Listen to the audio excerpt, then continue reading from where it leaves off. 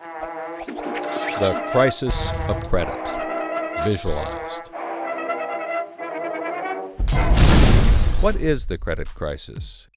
It's a worldwide financial fiasco involving terms you've probably heard like subprime mortgages, collateralized debt obligations, frozen credit markets, and credit default swaps.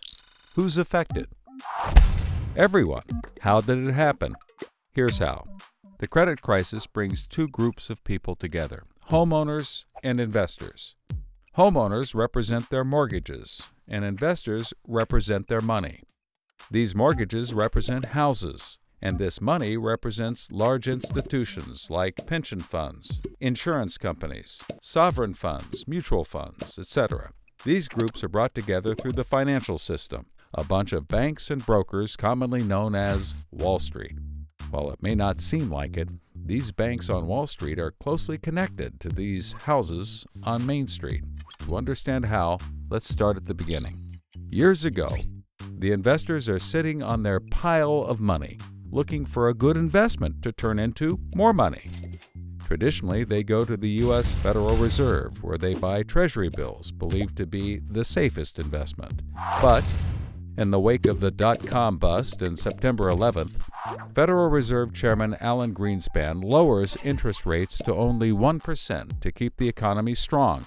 1% is a very low return on investment, so the investors say, no thanks. On the flip side, this means banks on Wall Street can borrow from the Fed for only 1%. Add to that general surpluses from Japan, China, and the Middle East, and there's an abundance of cheap credit. This makes borrowing money easy for banks and causes them to go crazy with leverage. Leverage is borrowing money to amplify the outcome of a deal. Here's how it works. In a normal deal, someone with $10,000 buys a box for $10,000. He then sells it to someone else for $11,000. For a $1,000 profit, a good deal. But using leverage, someone with $10,000 would go borrow $990,000 more dollars, giving him $1 million in hand. Then he goes and buys 100 boxes with his $1 million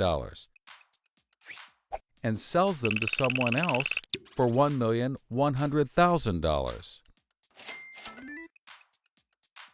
Then he pays back his $990,000 plus $10,000 in interest. And after his initial $10,000, he's left with a $90,000 profit versus the other guy's $1,000. Leverage turns good deals into great deals. This is a major way banks make their money. So Wall Street takes out a ton of credit, makes great deals, and grows tremendously rich, and then pays it back. The investors see this and want a piece of the action, and this gives Wall Street an idea. They can connect the investors to the homeowners through mortgages. Here's how it works. A family wants a house, so they save for a down payment and contact a mortgage broker. The mortgage broker connects the family to a lender who gives them a mortgage. The broker makes a nice commission. The family buys a house and becomes homeowners. This is great for them because housing prices have been rising practically forever. Everything works out nicely. One day, the lender gets a call from an investment banker who wants to buy the mortgage. The lender sells it to him for a very nice fee. The investment banker then borrows millions of dollars and buys thousands more mortgages and puts them into a nice little box. This means that every month he gets the payments from the homeowners of all the mortgages in the box. Then he sicks his banker wizards on it to work their financial magic, which is basically cutting it into 3 slices: safe, okay, and risky. They pack the slices back up in the box and call it a collateralized debt obligation, or CDO. A CDO works like 3 cascading trays.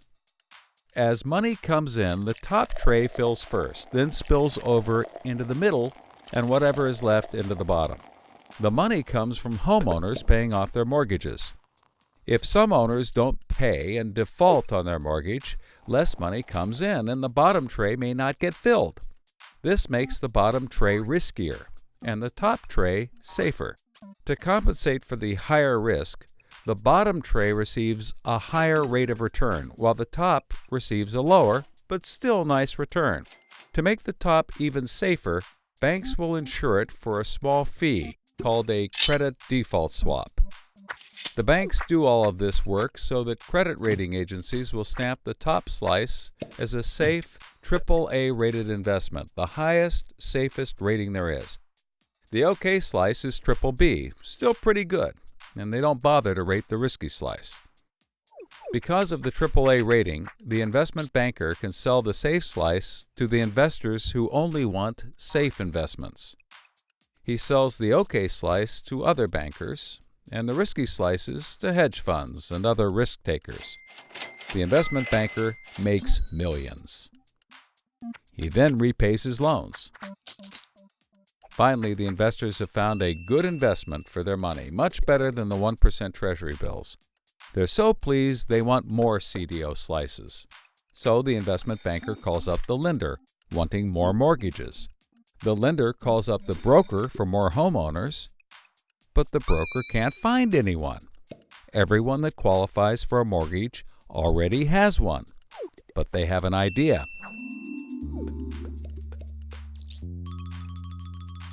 When homeowners default on their mortgage, the lender gets the house, and houses are always increasing in value. Since they're covered if the homeowners default, lenders can start adding risk to new mortgages, not requiring down payments, no proof of income, no documents at all. And that's exactly what they did. So instead of lending to responsible homeowners, called prime mortgages, they started to get some that were, well, less responsible. These are subprime mortgages. This is the turning point. So, just like always, the mortgage broker connects the family with a lender and a mortgage, making his commission. The family buys a big house. The lender sells the mortgage to the investment banker, who turns it into a CDO and sells slices to the investors and others. This actually works out nicely for everyone and makes them all rich. No one was worried because as soon as they sold the mortgage to the next guy, it was his problem. If the homeowners were to default, they didn't care. They were selling off their risk to the next guy and making millions, like playing hot potato with a time bomb. Not surprisingly, the homeowners default on their mortgage, which at this moment is owned by the banker. This means he forecloses and one of his monthly payments turns into a house. No big deal. He puts it up for sale. But more and more of his monthly payments turn into houses. Now there are so many houses for sale on the market, creating more supply than there is demand, and housing prices aren't rising anymore. In fact, they plummet. This creates an interesting problem for homeowners still paying their mortgages. As all the houses in their neighborhood go up for sale, the value of their house goes down, and they start to wonder why they're paying back their $300,000 mortgage when the house is now worth only $90,000. They decide that it doesn't make sense to continue paying, even though they can afford to, and they walk away from their house. Default rates sweep the country, and prices plummet. Now the investment banker is basically holding a box full of worthless houses. He calls up his buddy, the investor, to sell his CDO, but the investor isn't stupid and says, no thanks. He knows that the stream of money isn't even a dribble anymore. The banker tries to sell to everyone, but nobody wants to buy his bomb. He's freaking out because he borrowed millions, sometimes billions of dollars to buy this bomb, and he can't pay it back. Whatever he tries, he can't get rid of it. But he's not the only one. The investors have already bought thousands of these bombs. The lender calls up trying to sell his mortgage, but the banker won't buy it, and the broker is out of work. The whole financial system is frozen, and things get dark.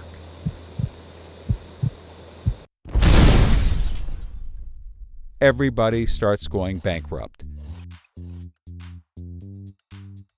But that's not all. The investor calls up the homeowner and tells him that his investments are worthless. And you can begin to see how the crisis flows in a cycle. Welcome to the crisis of credit.